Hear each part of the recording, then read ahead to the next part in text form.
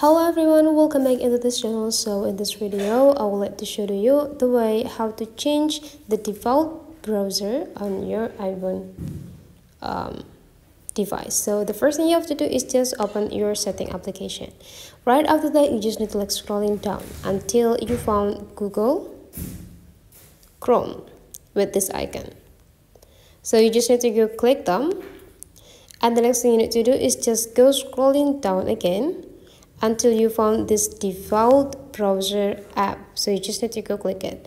So the information said here that my phone default browser is Safari. So if I want to change it into the Chrome, and I will let you open every link right away automatically with the Chrome, you just need to go click this Chrome.